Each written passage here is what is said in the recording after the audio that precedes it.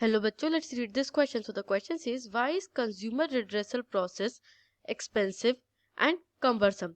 Consumer redressal process expensive और cumbersome क्यों है, इसके reasons दीजिए.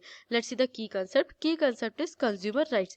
जब हम consumer rights की बात करते हैं तो consumers को right to redressal given है, जिसमें वो कोर्ट में जाकर के अगर कोई भी exploitation या unfair trade practice हो रही है तो उसके against redressal demand कर सकते हैं.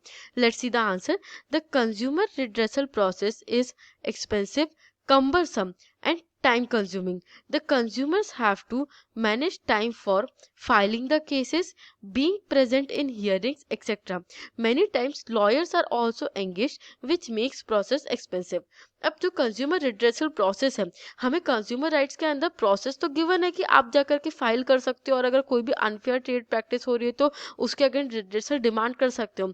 बट ये जो प्रोसेस है ये कैसी है, ये बहुत ज़्यादा एक्सपेंसिव है और कम्बरसम है, मतलब बहुत ज़्यादा हैक्टिंग है, इरिटेटिंग प्रोसेस है और साथ ही साथ टाइम कंज्यूमिंग है. इस वजह से क्या हो जाता है, ये प्रोसेस अनएक्सेसिबल हो जाती है. अगर कोई भी प्रोसेस सिंपल नहीं रहेगी और इतनी ज़्यादा एक्सपेंसिव रहेगी तो कम लोग उस प्रोसेस में इंडल्ज होना चाहेंगे.